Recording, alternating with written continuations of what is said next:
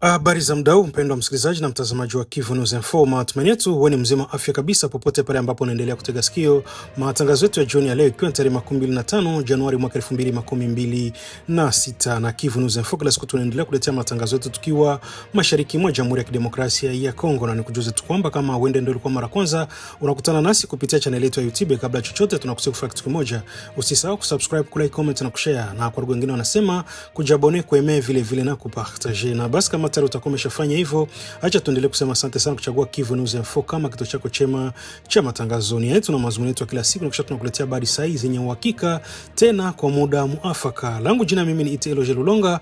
Basi nakualika kuwa na mimi mwanzo hadi mwisho wa matangazo yetu ya jioni ya leo ya tarehe 25 Januari mwaka 2026. Endeleeni kufuatilia na kusikiliza na kutuamini, kwani Kivu News Info ni sauti ya kweli na ni jicho la jamii. Basi mengine ni katika matangazo yetu ya jioni ya leo. Karibu ni kupashe.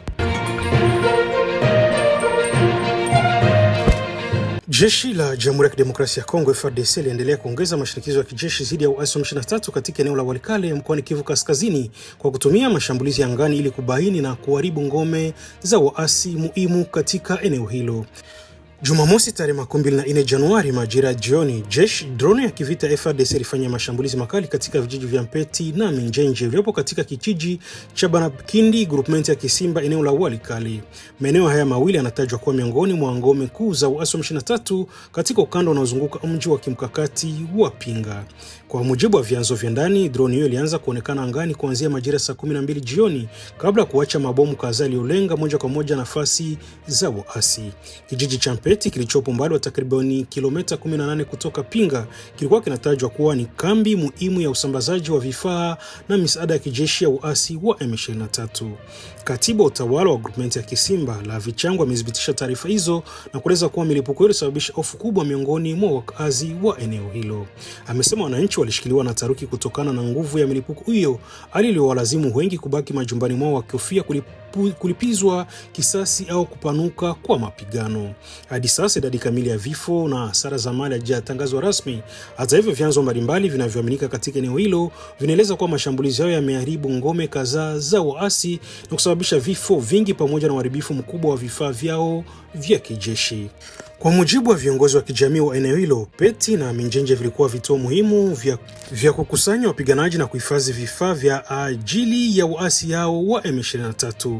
Inaelezwa pia kuwa maeneo haya yalikuwa yamepokea hivi karibuni wapiganaji waliotoka Kichanga, Mweso na Kalembe katika eneo la Masisi kwa lengo la kuandaa mashambulizi kubwa dhidi ya mji wa Pinga, uliochukuliwa kwa lengo muhimu la kiusalama katika maeneo hiyo ya Walikale. Mashambulizi haya mapya angani yanakuja saa 28 tu baada ya jeshi la Jamhuri ya Kidemokrasia ya Kongo FARDC kushambulia eneo la Buleusa katika groupement ya Ikobo ambako nafasi nyingine ya waasi wa M23 iliharibiwa kabisa. Kupitia operesheni hizi mfululizo, jeshi la Jamhuri ya Kidemokrasia ya Kongo linaonekana kulenga kuzofisha uwezo wa kijeshi wa M23 na kuzuia kabisa jaribio lolote la waasi au kusonga mbele na kutishia maeneo mengine ya kimkakati katika eneo la Walikale. Serikali ya Jamhuri ya Kidemokrasia ya Kongo imejulishwa kuhusu kufanyika kwa kikao cha tathmini kilichoandaliwa na Waziri Mkuu Judith Minwa Tuluka kwa lengo la kuanzisha upya hatua za kurejesha mamlaka ya dola hatua kwa hatua kuanzia katika mji wa Uvira mkoani Kivu Kusini. Mji huo umekuwa ukikumbwa na vitendo vikali vya ukatili, uporoaji unavyofanywa na makundi ya waasi wa M23 kwa kushirikiana na jeshi la Rwanda. Taarifa hii ilitolewa na makamu wa kwanza wa waziri mkuu na waziri wa mambo ya ndani, usalama, utangulizi wa mila, Jacqueline Shabani wakati wa kikao cha 75 cha baraza la mawaziri kilichofanyika Ijumaa tarehe 23 Januari. Kwa mujibu wa muktasari wa kikao hicho ulisomwa na msemaji wa serikali na kufuatia maelekezo yaliyotolewa, serikali ilianzisha kwa dharura siku ya Alhamisi tarehe 22 Januari warsha wa kitaifa kuhusu urejeshaji wa mamlaka ya dola. Warsha hiyo ilikutanisha wataalamu mbalimbali kutoka sekta mbalimbali husika kwa lengo la kuandaa ramani ya utekelezaji na uzingatia makubaliano yaliyotiwa saini na Jamhuri ya Kidemokrasia ya Kongo huko Washington na Doha. Kwa mujibu wa taarifa hiyo, maazimio yatakayoonekana na mashauriano juu ya masuala muhimu yatawezeshwa kuandaliwa kwa mwongozo wa hatua mbalimbali zitakazochukuliwa ili kurejesha mamlaka ya serikali, kipaumbele kikiwa ni mji wa Uvira. Mwongozo huo unatarajiwa pia kutumika katika miji ya maeneo mengine yote yanayodhibitiwa kwa sasa na uasi wa M23. Hatua hii ya serikali inakuja katika mazingira yenye utata, hasa baada ya uasi M23 kutangaza kujiondoa kwao katika mji wa Uvira, tangazo ambalo serikali ya Kinshasa imeelezea kuwa ni kupotosha. Kwa mujibu wa mamlaka za Kongo, mawasiliano hayo yalilenga kupunguza shinikizo la kimataifa, hasa kutoka Marekani dhidi ya Rwanda, ambayo Umoja wa Mataifa unaendelea kuitaja kuwa mdhaifu mkuu wa uasi yao. Hata hivyo, hali halisi uwanjani inaonyesha kuwa uasi wa M23 unaendelea kupanua maeneo yao inayodhibiti, huku ikiweka mifumo ya utawala sambamba na isiyotambuliwa na serikali kuu ya Kinshasa. Uvira ni mji mwenye umuhimu mkubwa wa kimkakati katika mfumo wa kiusalama na wa serikali ya Jamhuri ya Kidemokrasia ya Kongo katika Kivu Kusini. Kudhibitiwa kwake na uasi wa M23 kuliongeza nguvu za uasi hao katika Kivu Kaskazini na Kusini na kufanya mji huo kuwa lengo muhimu linaloweza kufungua njia kuelekea eneo la Grand Katanga linalotajwa kuwa mhimili mkuu wa uchumi wa Jamhuri ya Kidemokrasia ya Kongo. Kwenye mkutano wa hadhara ulioandaliwa na wakuu wa wazalendo wa mkoa wa Kivu Kusini uliofanyika mjini Uvira tarehe 24 Januari, Jenerali William Amuri Yakutumba akiwa ameambatana na viongozi wengine wa makundi ya wazalendo alitoa kauli nzito mbele ya mamia ya wakazi wa mji huo. Akijibu maswali ya wakazi wa Uvira waliokuwa wakitaka ufafanuzi juu ya hali ya usalama na mwenendo wa mapigano, Jenerali Amuri Yakutumba alisitiza wazi kuwa kutakuwa tena na kile alichokiita repli strategique, yani kurudi nyuma kimkakati. Kwa mujibu wake, hatua hiyo ilikuwa ilitafsiriwa vibaya na wananchi na kuleta hofu pamoja na kukosa imani kwa wapiganaji walioko mstari wa mbele wa vita. Jenerali Amuri Yakutumba aliwahakikishia wakazi wa Uvira kuwa wazalendo wako tayari kushirikiana na wananchi, akisisitiza umuhimu wa mshikamano kati ya raia na wapiganaji. Aliwahimiza wananchi kutoa ushirikiano wa karibu, ikiwemo kutoa taarifa za usalama kwa wakati na kuepuka uvumi unaoweza kuvuruga umoja na morali ya mapambano. Mengi zaidi ni katika video hii ambayo tumekuwekea. Niko mmoja wa mfanyabiashara hapa Uvira. Siku ya pili na saa 11, siku ya tatu na saa 11 nilifunga duka yangu na jielekeza nyumbani. Nafika munivo ya pale kubiro ya CIC. Nafika pale kubiro ya CIC. Nikazungurukwa na bazalendo kama ni 60. Banaongozewa na Alexi Dunia. Bakanishusha kwenye gari, bakanikidnap mpaka kunibeba kule Kilimula. Bakaenda nifungia makartier. Kisa sijui. Mimi kama niko hapa, batu yote hawangelihama mwingine. Nilikuwa niko hapa. Coordination ya FABB na yua kazi yenye tulikuwa tuko tunafanya. Vitu vilikuwa vya kushitukia, tulikuwa wamoja tuko tunatoka huku ngamba ya frontier, tukutana mwingine na changanya. Tuko ngamba kule kuzoni, tukakosa nafasi ya kupita. Tukabakia. Mimi na shangala, banafanya montage ya kusema kama mimi nilikuwa nafanya sensibilisation ya M23 batu juu waingie mchama M23. Nililala mune, balenda nitosha kule na omwe 21 usiku, njo komanda wa bureau de balimuita akakuya nitosha kule pamoja na wasoda ya General Ngoma Nzito. Nataka niulize hivi, sisi tuliua kama wazalendo, kuna mzalendo mshika silaha na kuna mzalendo mwingine anafanya kazi yenyewe zitazidia hata mwenyewe na silaha kidogo. Ila sitakamata kama sisi tujibomole njoo kusema kama ndugu yako akikuwa hivi wewe unatia kisirani ya hivi. Kuna wazalendo fulani sisi tulikuwa huko, hakuna mwenyewe alisona kidole asenjo benyewe wakutana makobola na njoo benyewe wanatatiza Uvira. Kuna mmoja wangu mwenye alitoka ndani njoo Alexi Dunia. Ile kikundi iko nayo. Mimi niko na watoto 8. Wakitaka waua watoto wangu watawakia. Njoo maana nilijitoa hapa. Hatuta supportia kugeuza kila mtu mwanakusaka franga Uvira kama ni M23. Ile tunaikatala leo. Mimi nataka kama naweza kuwa M23. Coordinateur na Luvumbi iko pale. Mzee Ngoma Nzito anayua. Bingine vyenyewe sisi tunafanyana. Kufuatana na kazi yenyewe inafanyika. Lakini kuna kwa kikundi fulani kinajikunja humu. Kukamata fulani akigusa pesa bako nayo. Wanaona kama fulani kusaka pesa wanaleta mamotive zenye haziwezekani. Ile mimi kama watakuya huwa nilikuwa kinape siku ya 3 na nilienda toshewa na major mwenye anahusika na nani na security mu bureau. Na mpaka hivi press tulikuwa ku liste familia mzima Bakiacha fulani waende wakamate fulani, bakiacha fulani waende wakamate fulani. Ndio habari ya M23. Usikue circulation ya maarme.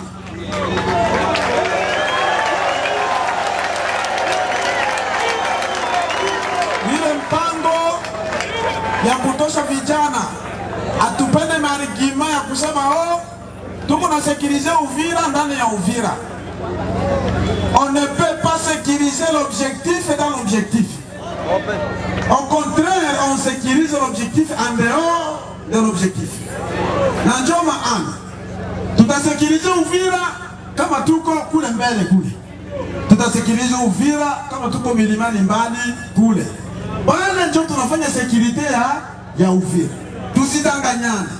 Ndio maana serikali yetu na sisi wote ni serikali pamoja na jeshi letu, na kuambia kwamba tuko na programu ndugu yangu ya kufanya vikao. Hata siku ya kwanza tufanye vikao sababu ya kutosha silaha mingi ambazo zinazagaa ndani ya Uvira, zinaleta matatizo ndani ya Uvira. Watu kwa kusikiliza Uvira nje ya Uvira. Nadhani sisi ni watu wa kwanza kutoka ndani ya Uvira. Tutaanza kuendelea huko mbele. Hatutikaya kuma hoteli hapa Uvira. Ilifoma tubatoke hapa. Ni mipango na ni jitihada yenye tuko tunakamata. Unasema gundi fulani haipaswe kuwa hapa Uvira. Kuko magundi ambayo kweli iko na sinema trouble ndani ya jiji la Uvira. Wanaikalia kupie population. Mambo mengi wanafanya. Kwa hiyo ndugu yangu, sisi mimi ni mzalendo. Ule alikutatiza ni mzalendo. Ni kama mimi. Kitu ya kwanza, naombea wazalendo kwanza huruma mbele zako. Ujue kwamba kazi ambayo wewe uliifanya kwa ajili ya kusaidia wazalendo ni kazi kubwa. Sio kila mtu mzalendo anapaswa kushika silaha. Ile kazi uliifanya ya uzalendo ni kazi mingi, ulisaidia Kalikuta, ulisaidia Chumvi, ulisaidia hiki na kile. Ni kazi kubwa. Kwa hiyo ujisikie kalme. Ulibebewa gari, ulibebewa kitu gani kwa sasa? Gari ilirudishwa. Okay. Na ndio maana tulisema FARDC ilikuja na sio vile vilikuwa mbele ndio vitaendelea kuwa. Mwenye anafanya fujo na pale unapeleka message ku bureau de ya FARDC. Bureau de FARDC itafuatilia. Hata sisi kama tunafunga mtu mwenye anafanya madega tutampeleka ku bureau de ya FARDC. Kule dossier yake watainstruire hayo kule. Na ile dossier kama ule mtu anaonekana iko mtu mwenye kuwa na madossier ya M23 atafungwa kulingana na mapreve yenye itaonekana. Si nyapate preve. Kama unaweza alete mtu tu hivi na hakuna preve. Ndugu yangu, ile haitaendelea kuwa ndani ya jiji la Uvira. Mipango tunachukuliwa mikali sana. Tungeongea na nyinyi hapa, lakini mtaona mareaction yake kisi itakuwa. Twende haraka. Jambo Uvira yote. Jambo. Mimi ni Chito Daniele Lushaire. Natumika kuweka AES ya barabara. Yani nitasema kidogo tu, haiko ya mingi. Mimi nasema hivi. Bandugu yetu benye balikuwa hapa, baliona gisi balituiba. Udro yetu. Hii projet ya barabara isha kuwa mara 3 mara 4 mara 5. Bandugu yetu wa Uvira ndio sema tuiba udro yetu.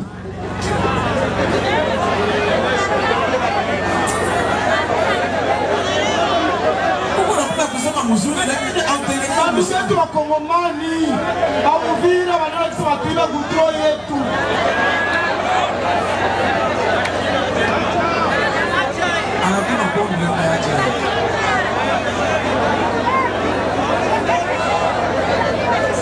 Jambo Uvira. Jambo. Mimi naitwa tena la Pasteur Ibondo Tambo John. Na nina swali moja napenda ni swali kutoka kwa mzee. Swali ameongea imenifikia kilo sana. Nasikia mzee ametaya ma territoire zote. Mimi mzee akutaya province hata moja. Ametoa ma territoire yote Uvira, Kalehe, wapi. Mimi mzee kutaka mtu tafika na hapo nitafanya mitingi Bukavu na Goma. Ile swali imeingia kilo sana. Na ni swali ya kwanza ile. Ndio. Nina swali ya pili. Tulikuwa hapa Uvira tulinyanyasika sana. Tulikuwa tukiana 18h. Okay.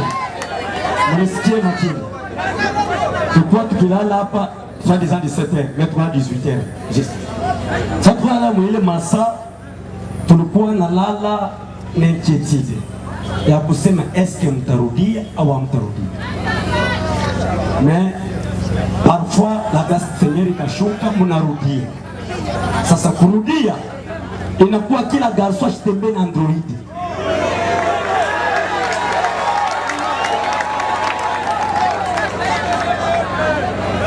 Parce que tuliona mchanganyiko ya bunduki.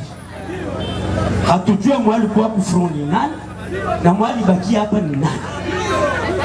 Kila tumana bana bunduki kwa tele yake munyumba ni Ivala. Ukikatema Android chia chini. Leta, unatoka wapi unaenda wapi? Na shibo tulikuwa hapa Uvira. Tunasikia sana mzee mtu angalie ile fasi. Ni swali ya pili. Swali ya tatu ni juu ya goudron ilipiwa na M23. Bali tuiba goudron. Nasikia kama kila mouvement itarudia. Hamu préciser mouvement ya balabala na kilalo. Muna limité. Mais tulipenda mtu éclaircir que Ulimite ma question. Ndio namaliza mzee. Mtu éclaircir kama mouvement itaanja siku fulani na tukue na furaha ya balabala. Merci. Alors, kama tunasema kale Walungu na kwingine, maana yake vile Bukavu iko ndani. Mitingi siku moja tutafanya mvila Bukavu na kurasire. Mimi nabisemaka sawa vile profesi, lakini utabiona sasa na macho ya nyama. Pige mikono, pige mikono. Na pamoja na hiyo, Goma tutafanya mitingi paske kama mnakumbuka vizuri, tulikuwa hapa Kasenga. Wakati tunatoa vikosi hapa viende Goma, ba enemy yetu benye balikuwa hapa, amukuona balirudisha vikosi hapa Kasenga. Tukatoa vikosi Goma. C'est-à-dire, mu programme za kwetu, Goma iko République démocratique du Congo, Bunagana iko République démocratique du Congo. Kama tunasema jina liberation, tunalibere Congo muzima, ili gouvernement yetu ipate kujere souveraineté yake mu Congo muzima. Hakuna metre moya yetu tahacha. Pige mikono ajili hili. Tunajua vete effort ya chef de l'État, ile mission itareusir na tutarekipere nchi yetu yote. Ulipose question ya pili, ilikuwa par rapport na nini? Ilikuwa par rapport na Android. Watu wanaingia Android. Naisha jibu ile question kama mnanielewa vizuri. Tulisema kama tuko tunaendelea, tunapenda tupasifie vile ya Uvira pamoja na FARDC, pamoja na guvernora, sisi sote tutafanya vikao haraka sana ili tupasifie vile ya Uvira. Mtu atembee na Android vizuri, asinyanyasike tena kama vile mlivyonyanyasika siku zilizopita. Uvira oye! Ile jibu nimekwisha kusema juu ya goudron. Atuseme juu ya goudron. Kuko baba ambaye anasimamia mambo ya kutia goudron mu barabara. Tunamjua ni nani? Ni gouverneur. Gouverneur, mimi sitaleta jibu kama goudron itaanza siku fulani. Mais gouverneur mwenyewe mtamuona hapa siku moja, mtamupozile question na atajibu juu ya goudron. Lakini sie bote tunahuzunika sababu goudron ni yetu. Bale babwinzi wanapeleka goudron kule kwa bongambo ya pili. Tunahuzunika sisi wote na ile kitendo. Kwa hiyo jibu ile yako papa, mwenye ataleta hayo ni gouverneur baba wa goudron, ambaye sisi wote tunategemea, tulikuwa tunapenda barabara imalizike mwa siku mbili. Jina naitwa Jay Somora, lakini sio Somora wa huyu bandi walikuwa hapa. Nisikie kuniamka hapo. Ni majina nafanana. Niko Kazi sana na ikala sana Kalemi. Niko mmoja wa wanaamka tujenge Kongo jimbo la Kalemi. Ndio. Na niko journaliste wa Ndenga FM kule. Sasa kesho yangu ya kwanza nilikuwa na kesho ya tatu lakini naona mshachoka. Acha nianze na hii ya kwanza. Kesho yangu ya kwanza ni kulingana na hapa tunasikia waswani za Banyamulenge benye balienda na ba M23. Tunasikia tunaambiwa na tulisikia kwa gouverneur kwamba wale watu barudie. Sasa kama wale watu balishaenda na ba M23 na mnatuambia tena barudie, eske kweli usalama wetu hapa Uvira huko? Na wakati nyinyi mnasema mnakia kutulindia usalama na mnasema wale watu barudie, oro wale mtu akishaenda na rebel deja ni rebel. Sio kama najua. Okay. Ma conflit interethnique. Nazani sitaenda tofauti na vision ya chef de l'État. Nasema sitaenda tofauti na vision ya chef de l'État. Munajua kama sisi wenyewe tulijigoroga en 2006. Tulijigoroga namna gani? Tulijigoroga wakati tulivote referendum. Ile referendum tulivote, nani anajua kitu chenye tulivote? Ile referendum, c'est-à-dire tulivote referendum constitutionnel. Ni constitution parce que kulikuwa texte constitutionnel yenye ilifanyika na batu benye abakukua ba eli du peuple. Batu benye ba parlementaire balikuwa coopté muma composante bakaforme parlement. Ile parlement ikakuwa obligé na chef de l'État kwa ile epoke akabambia yesi ndo garant de la nation, akabambia kwamba mufanye poche ya constitution ile ambayo tunaita projet de constitution.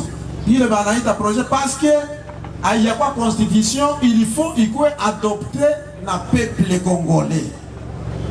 Nazani balifanya kule bakafanya article inasema kama est devenu congolais d'origine mtu yoyote mwenye etini yake iliingia mu République démocratique du Congo avant la date de l'indépendance. Munifate vizuri. Batu wa mingi banakwaka banalaumu, oh, son excellence Félix Tshisekedi aliingia Uingereza akasema Banyamulenge bazali ba Congolais banamwatribuer ile kosa. Est-ce que réellement ile article mulivote yeye alikuwa wapi? Alikuwa raisi? Alikuwa kuta ile constitution iko kumeza.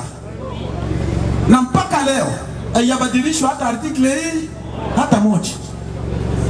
Wakati alinisie modification ya constitution, watu walimupiga vita sana. Kama unaona watu walimupiga vita sana, walimupiga vita sababu gani? Sababu ya kuprotéger ile kitu pale. Jusqu'à aujourd'hui, mulivote oui nyinyi. Mulivote oui ndani ya ile constitution mulikuwa article inasema wale batu banakuwa ba Congolais d'origine. Mwe mukavote oui. C'est-à-dire nyinyi peuple congolais hata wewe ulivote oui. Haiko vile? Ndio. C'est-à-dire vous les adoptez qu'ils sont devenus Congolais d'origine. Sasa kunapenda kuniambia nini? Napenda kukwambia hivi. Kwa sasa tuko nasema hapa.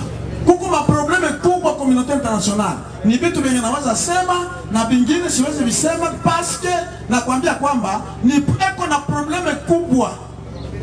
D'ailleurs, kututia sisi wazalendo kama ba reserviste. Munajua alipata probleme gani kwa communauté internationale? Zenye alipigwa vita ya kusema kama bazalendo ni ba génocidaire, bataua maetini na maetini na maetini. Hii maetini de minorité. Donc napenda kuambia jusque leo hata vita tunaweza fanya tuende tufanye vita Minembwe. Napenda kusema wazi sita maficha. Tutakwenda Minembwe kufukuza AFC M23. Atutakwenda Minembwe kuua population yote malgré son ethnie, atutaua ethnie ya mtu. Unasikia vile? Population civile reste population civile. Autorité mwenye ataingia pa kama ni chef de groupement ataingia pale, atagere ile population yote jusqu'à la preuve du contraire. Hii niko nasema waziwazi, sifiche kitu. Hakuna mtu atenda Minembwe akamata ngombe ya mtu, kuku ya mtu, asema oh hii tunabeba ni vya hapa wala ni vya hapa. Au moment où leo bale batu beko Minembwe pote population ko kule beko considérer ce sont des Congolais.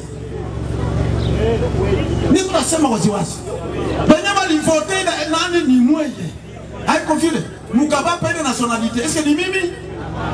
Est-ce que ni Tshisekedi? Alikuwa wapi Tshisekedi? Mwenye mko na attribuer makosa. Haiko vile bwana. Ndio mkubwa. Tusifanye kitu na contraire yake. Tuko opele. Ile population ba mingi beko kule ni ba innocent. Balikimbia kule, barudie baikale. Baikale na tubasekirize. Sisi wazalendo, hivi mko hapa vijana.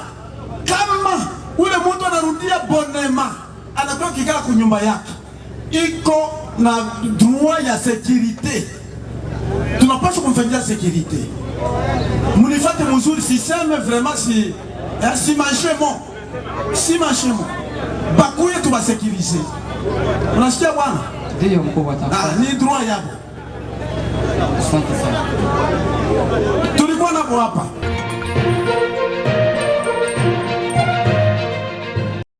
Na ni kupitia hapo ndipo tunahitimisha matangazo yetu ya jioni ya leo ya tarehe 25 Januari mwaka 2026. Ni ambapo ukisikiliza na kuitizama ni Kivu News Info. Kila siku tunaendelea kuletea matangazo yetu tukiwa mashariki mwa Jamhuri ya Kidemokrasia ya Kongo. Na kama vile ndio kwa mara kwanza unakutana nasi kupitia channel yetu ya YouTube, kabla kuondoka basi tunakusifu kitu kimoja, usisahau kusubscribe, kulike, comment na kushare, na kwa lugha nyingine unasema kujabone, kueme vile na kupartager.